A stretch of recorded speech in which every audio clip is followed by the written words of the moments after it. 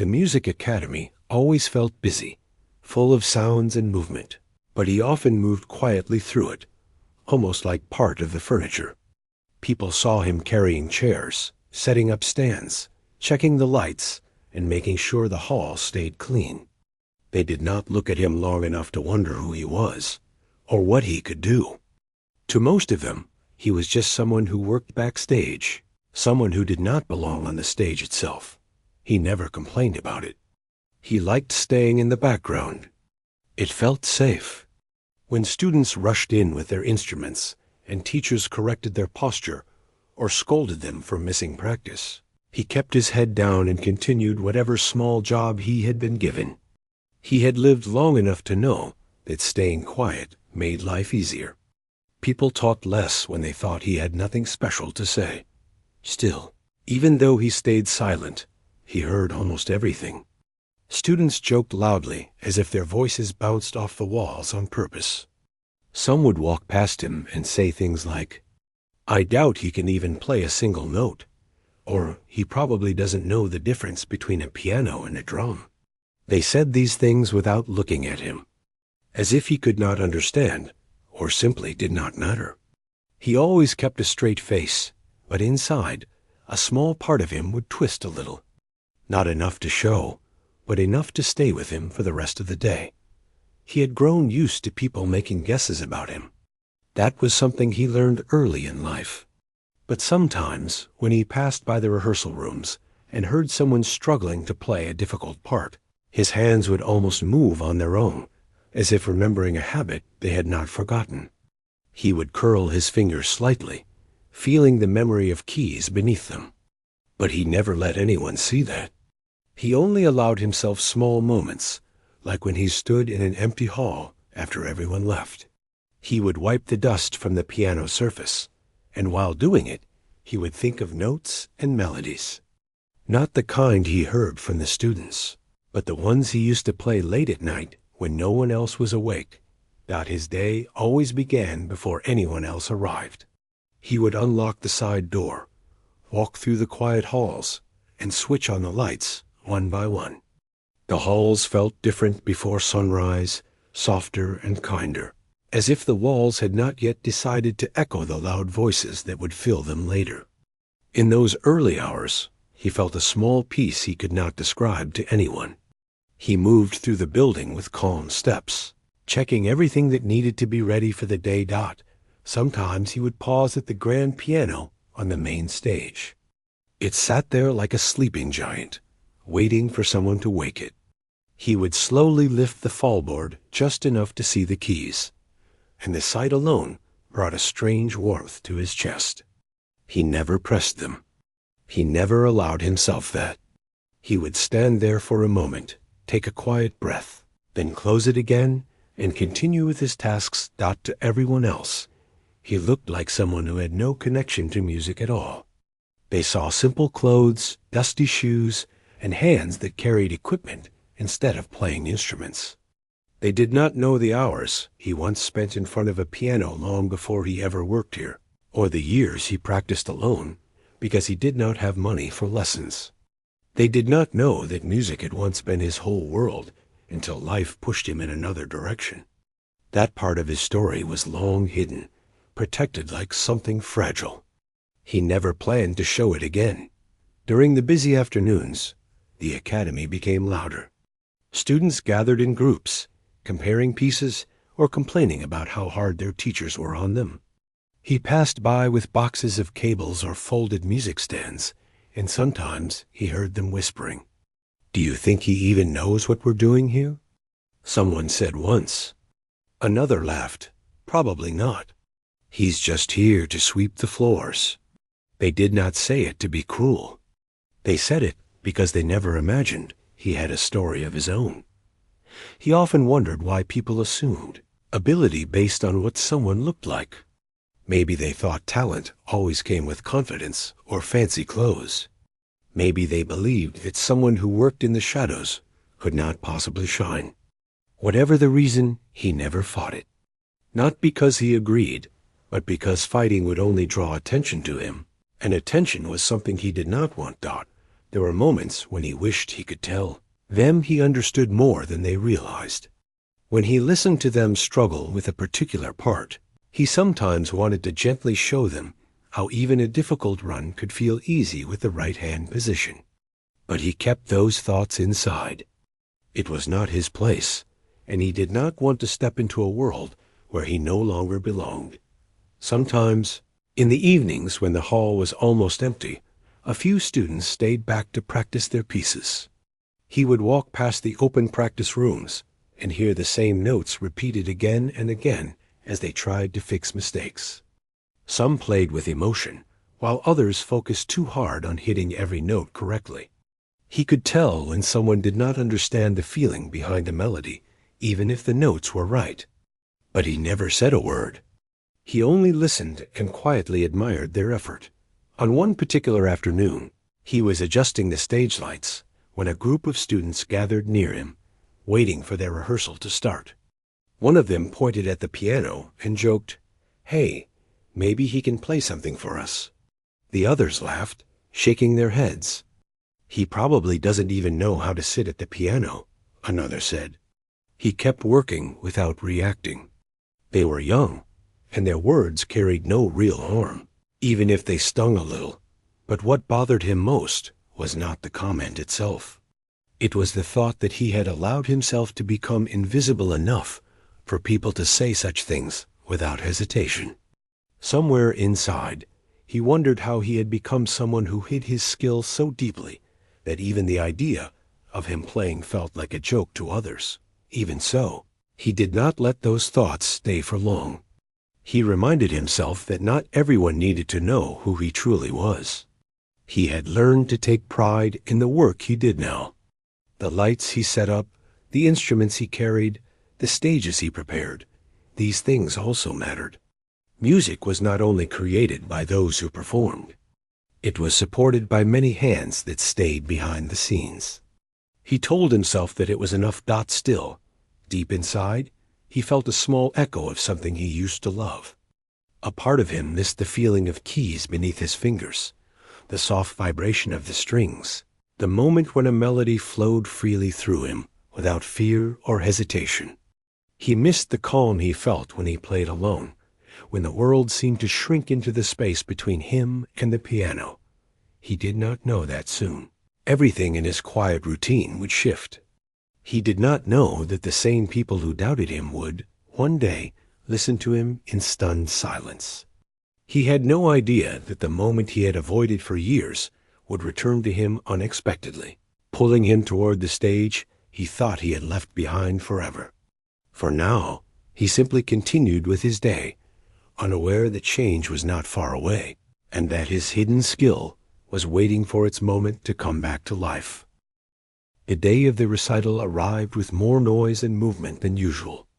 People rushed through the halls carrying sheet music, polished shoes clicking against the floor.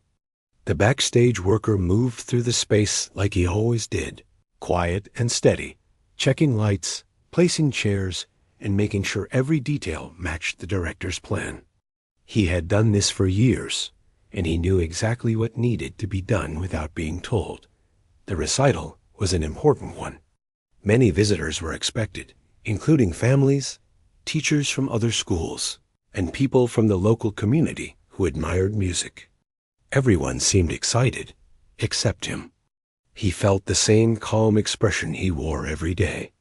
Even when things grew loud around him, he stayed focused on his tasks.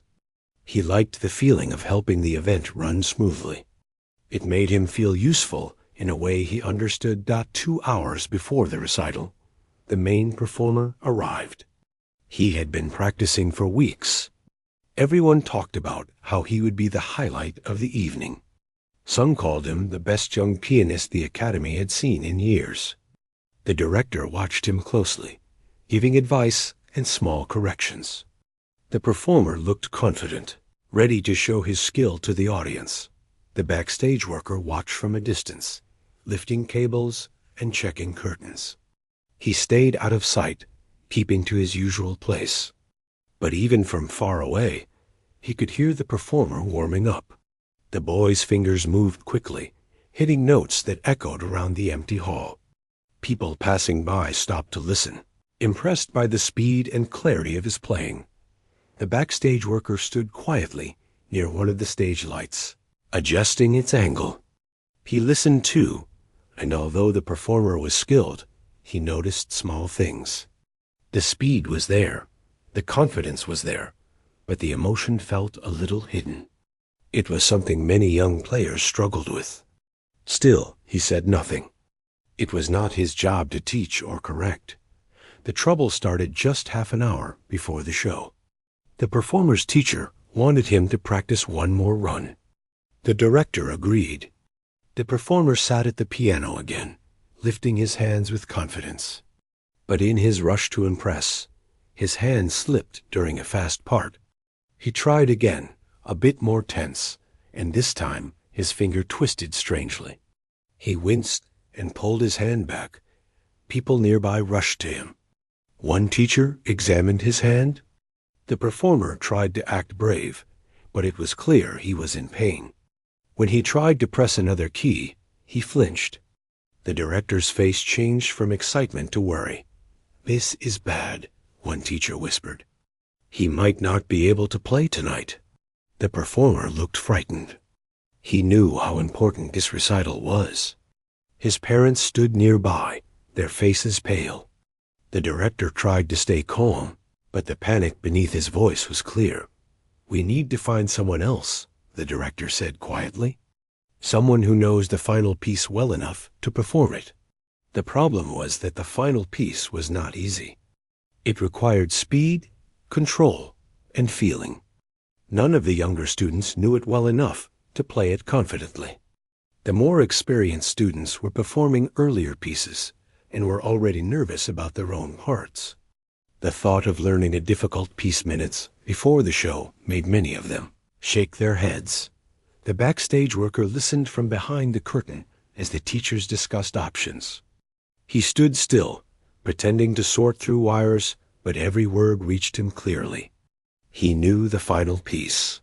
He had played it many times in his earlier years. He could picture the sheet music in his mind, every line and curve of it. His hands remembered the movements, like they remembered breathing. But he told himself to stay out of it. He was not a student here. He was not someone they would take seriously. Even if he offered, they would likely laugh or brush him aside. He tried to focus on his work, telling himself that the recital would find a way to continue without him. Meanwhile, the director walked back and forth on the stage, trying to think.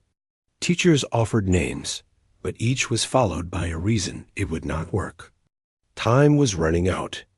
The audience would arrive soon, and the final piece was supposed to be the moment that closed the night with strength. Without it, the recital would feel incomplete. The performer sat in a chair, staring at his injured hand.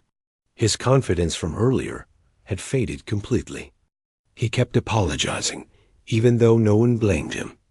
The accident could have happened to anyone, but the entire event now hung in uncertainty. The backstage worker watched the scene quietly. He felt a strange pull inside his chest, something between worry and responsibility. He remembered how much effort went into preparing this recital.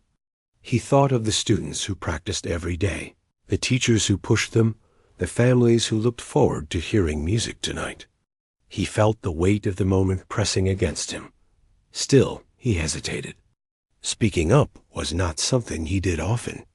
People rarely looked at him as someone who could solve a problem, especially one as important as this. He knew how they saw him. A quiet worker. Someone who cleaned, lifted, and fixed. Not someone who played. But as the teachers kept arguing, he understood that if he said nothing, the recital might fail. The idea bothered him more than he expected. He thought of the piano resting on the stage, waiting for someone to bring it to life. He thought of the silence that would replace the final piece if no one stepped forward. And without fully planning to, he found himself walking toward the director. He moved slowly, unsure if he should speak. When he reached the edge of the stage, the director looked at him with distracted eyes, not expecting help from him. The backstage worker took a breath. He felt his heart beat a little faster. "If you need someone to play," he said softly, "I can try." The director blinked, surprised. The teachers standing nearby turned their heads. Their faces showed confusion, almost disbelief. "What do you mean?" one of them asked. "You know the piece?" He nodded gently. "Yes, I've played it before." For a moment, no one said anything. The silence felt heavy. A few students nearby heard the conversation and whispered to each other.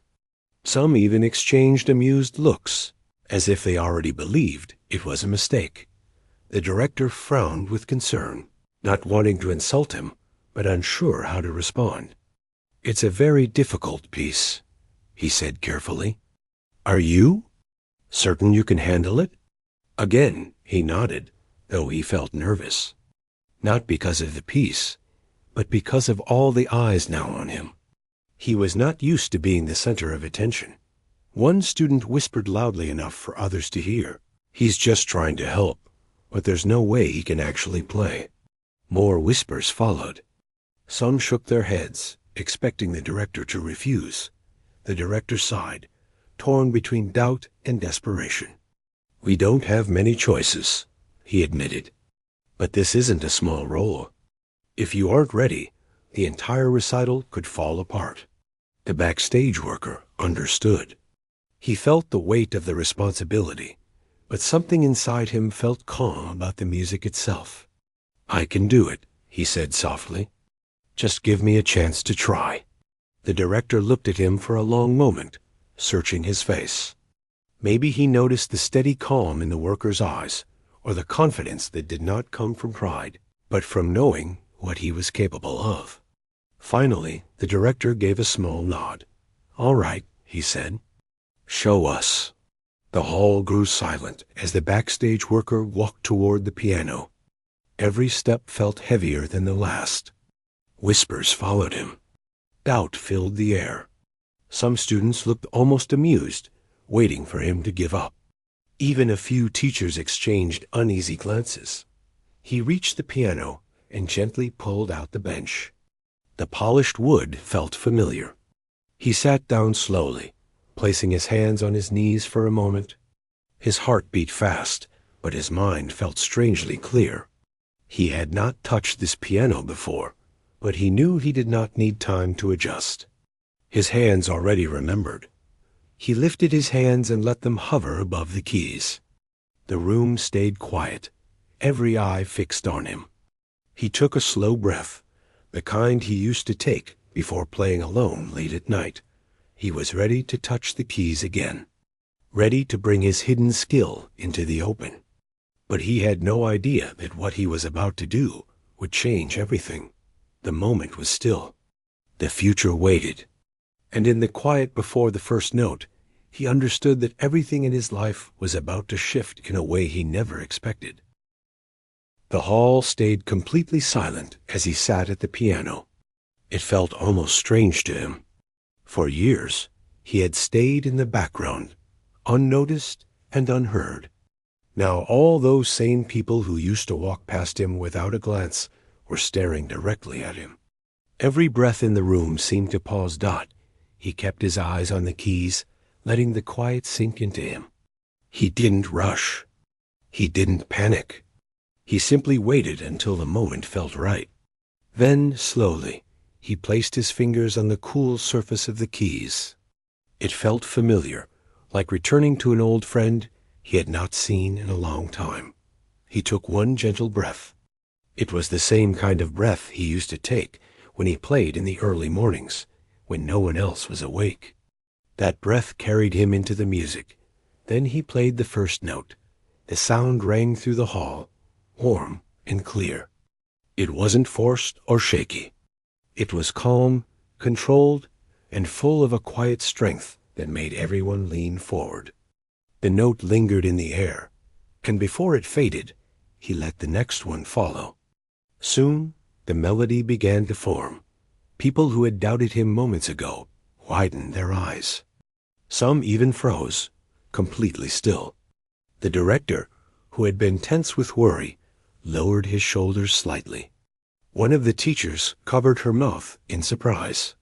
No one expected such confidence from someone they thought only cleaned the floors. But to him, none of that mattered in the moment.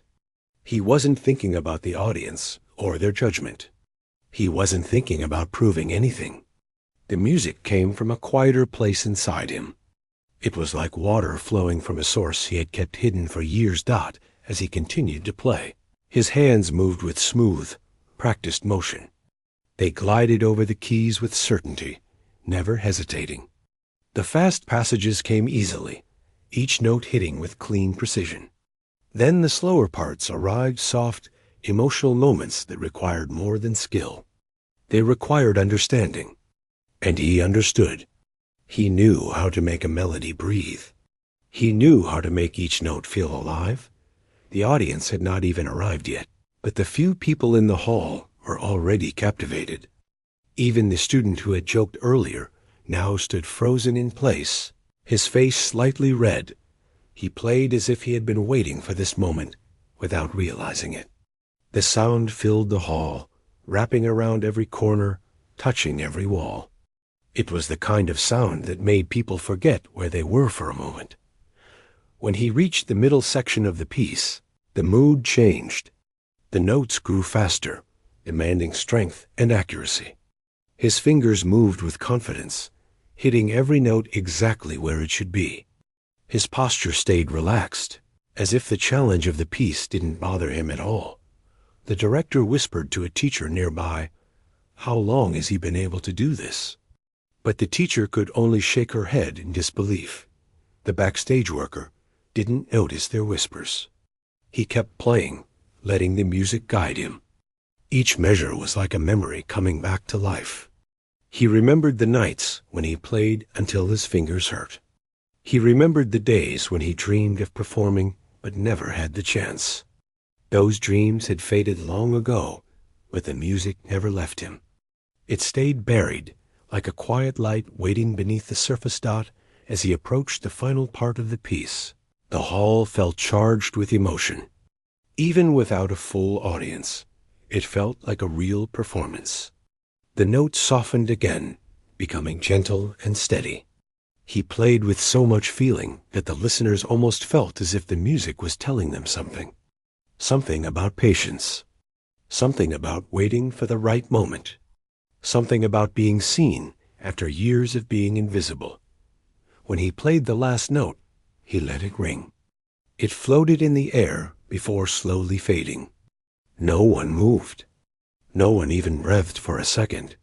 The whole hall seemed suspended in silence. Then someone exhaled. Someone else whispered, "I can't believe it." The director stepped forward, his expression full of shock and admiration. "That was unbelievable," he said softly. "Where did you learn to play like that?" The backstage worker lowered his hands gently into his lap. He didn't smile or brag. Instead, he simply said, "I used to practice a lot." It was a simple answer, but it carried a lifetime inside it. The students who doubted him earlier now stood with their heads lowered, embarrassment clear on their faces. One of them finally gathered the courage to speak. "I had no idea you could do that," he said quietly. I shouldn't have joked like that before." The backstage worker nodded gently, not wanting to make the student feel worse. "It's all right," he replied. "People don't always know everything about someone." The director stepped closer, looking more relaxed than he had all day. "If you can play like this during the recital," he said, "you might save the entire event." The worker stayed silent for a moment. Even after what he just did, he felt unsure. Playing for a few teachers was one thing. Performing in front of a full hall was another. But when he looked at the worried faces of the teachers and the injured performer, he felt something shift inside him. He couldn't ignore the responsibility. "I'll do it," he said softly. "If you need me, I'll play tonight." The director's eyes brightened. "Thank you," he said with real gratitude. "You don't know how much this means." With the decision made, the room became busy again. Teachers hurried to prepare the program. Students returned to their warm-ups. The injured performer watched quietly from his seat, relieved yet saddened that he couldn't play himself. But he also looked grateful that someone else could step in. The backstage worker stood from the piano bench. His hands felt warm. His heart was calm, but his mind still tried to understand what had just happened.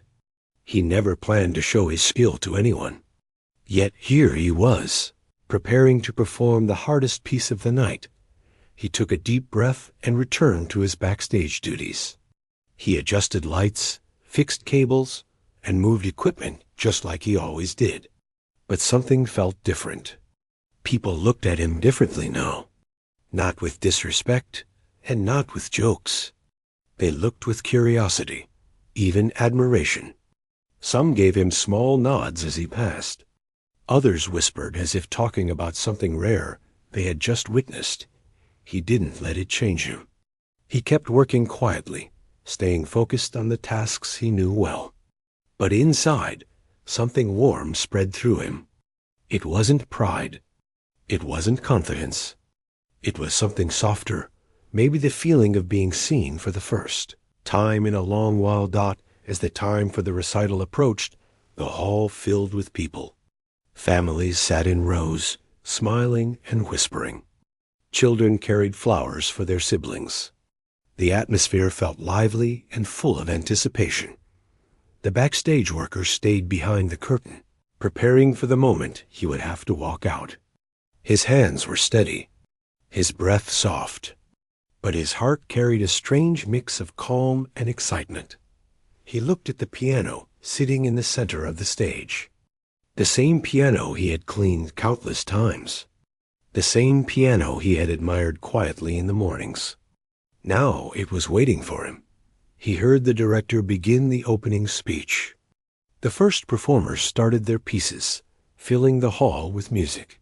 The backstage worker listened carefully, letting the sound settle inside him.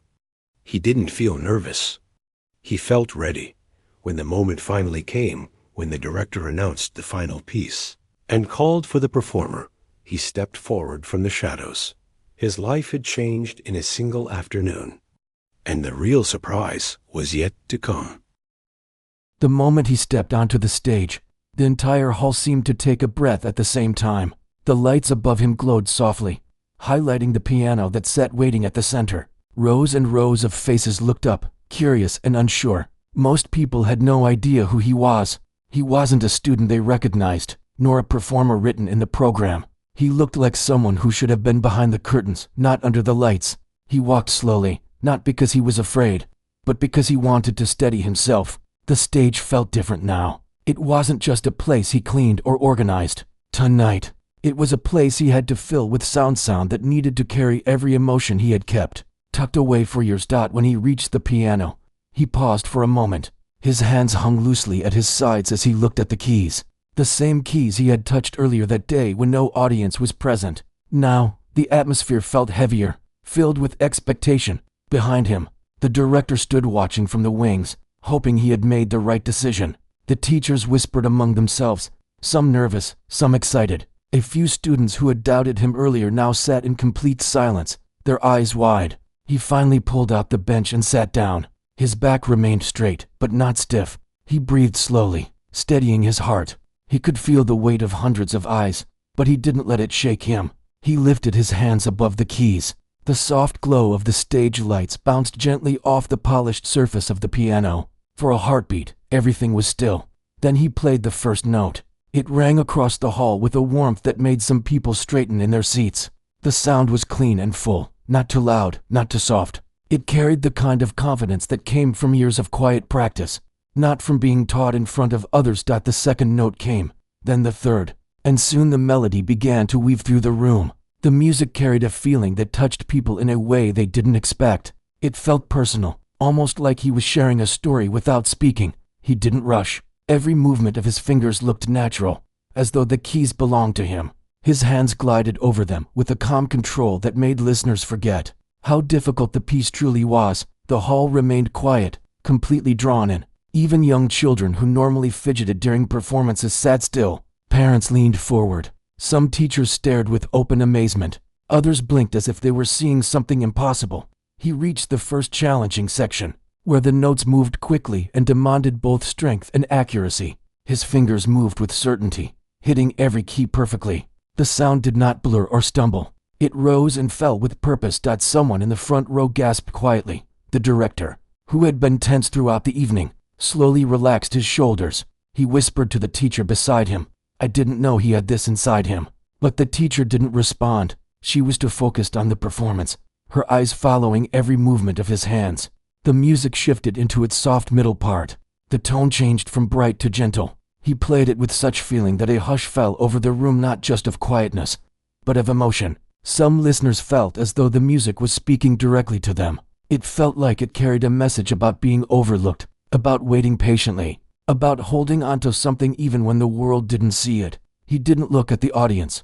He stayed focused on the piano, letting the rhythm guide him. His expression stayed calm, almost peaceful. It was as if the world around him faded, and only the music remained. As he continued, the hall began to feel smaller, more intimate, even though it was full. His music made the space shrink in a good way, pulling everyone into the moment, making them forget everything except the sound. He reached the third section, where the intensity returned. The notes became bold, strong, and sweeping. His hands moved faster, yet still controlled. The energy in the piece lifted the room, sending a wave of surprise and admiration through the listeners. One parent whispered to another, "He plays like he's been doing this his whole life." But the other parent only nodded, unable to look away. The sound filled every corner of the hall. It echoed in the back rows, bounced gently off the walls, and wrapped itself around every person present. Many people felt a sudden respect for the man on stage, someone they had barely noticed earlier. As the final part of the piece approached, the mood shifted again. The music softened, becoming almost whisper-like. His fingers moved with delicate precision, each note filled with intention. And then, as the final line of the melody arrived, he played it with a softness that made time feel slower. The last note lingered in the air longer than any before it. It floated gently, fading slowly into silence. When it was gone, the room didn't move, not a clap, not a whisper, not a breath. It was the kind of silence that only came when people were still caught in the moment, unsure if it was really over.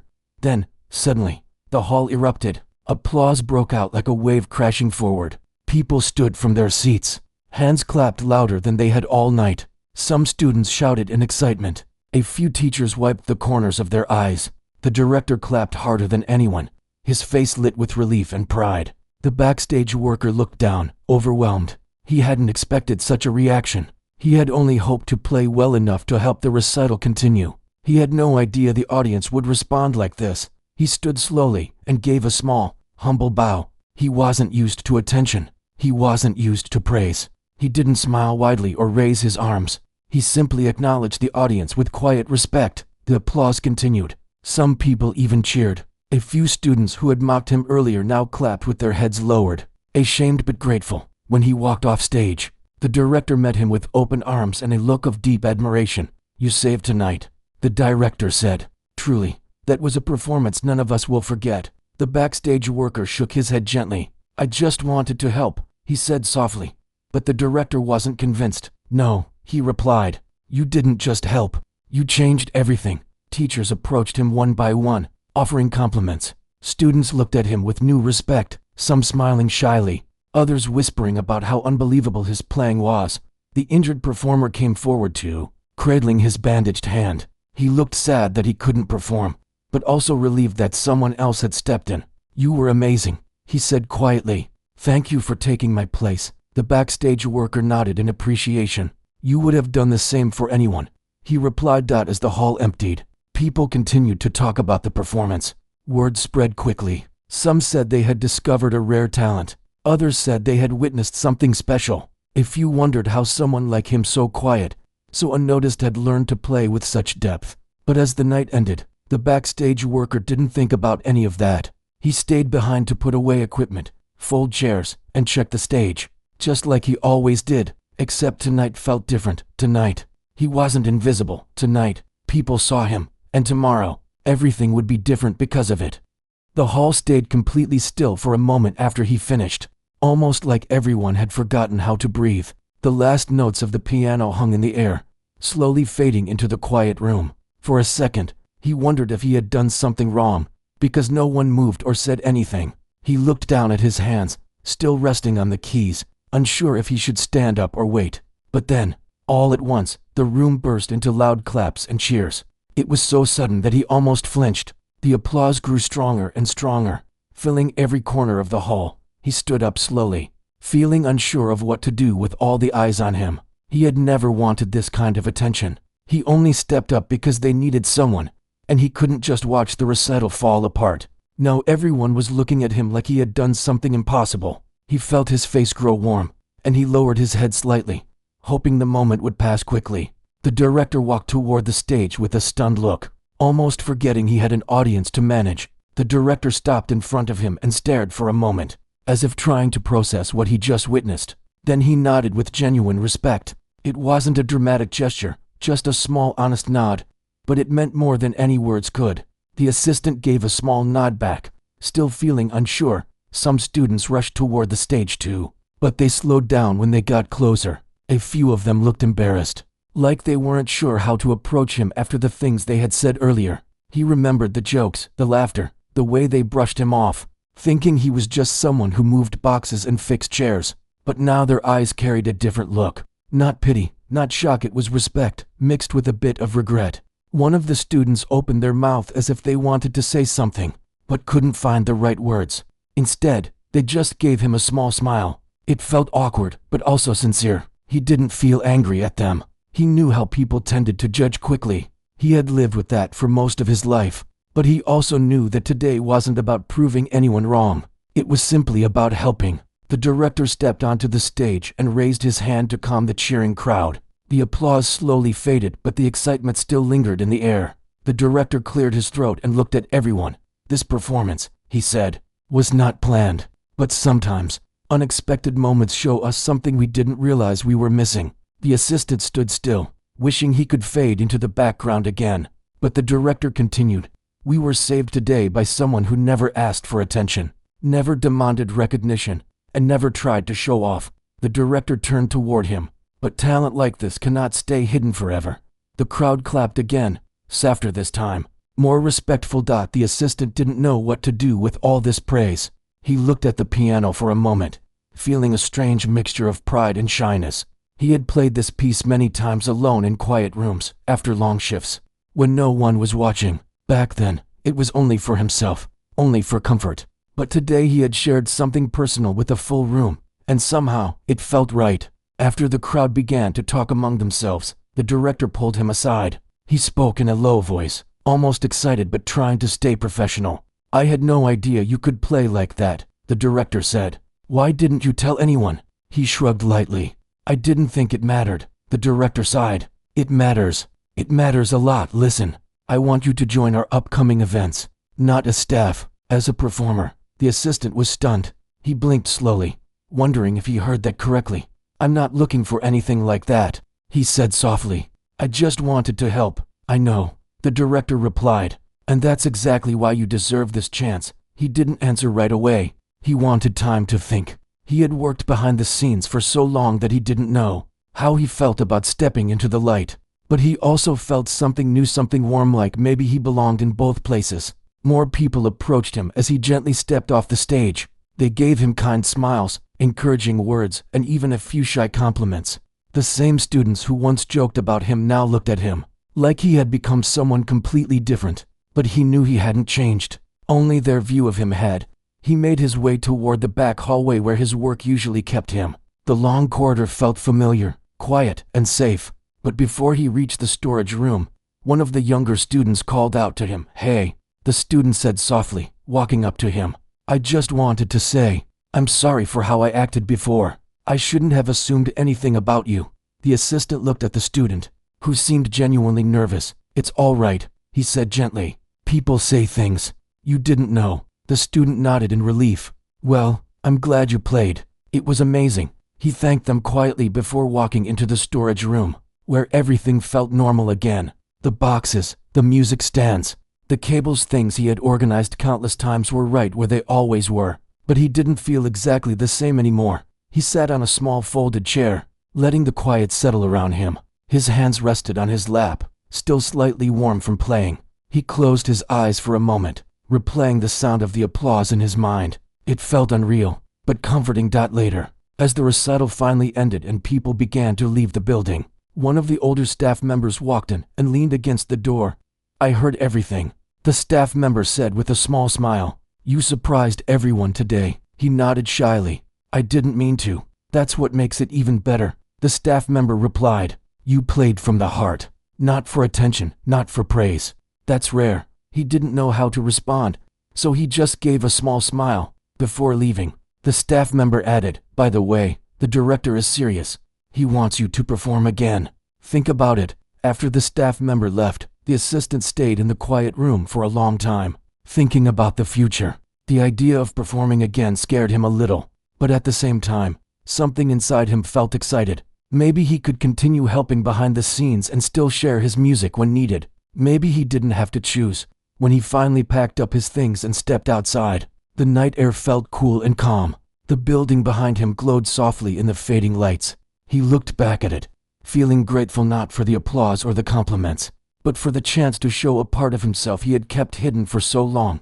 He walked home slowly, hands in his pockets, thinking about how unexpected the day had been. He wasn't sure what tomorrow would bring, but for the first time in a long while, he felt hopeful. He didn't need to prove anything to anyone. He never played for approval or praise. He played because music had always been a quiet friend to him, something steady, something honest. And now, others had finally heard that honesty. As he walked through the empty streets, he realized something simple but true. Sometimes people hide their brightest parts, not because they're afraid of failing, but because they're waiting for the right moment to be seen. Today had been that moment. And even if he chose to return to the quiet corners he once preferred, he knew that the music inside him would never stay hidden again.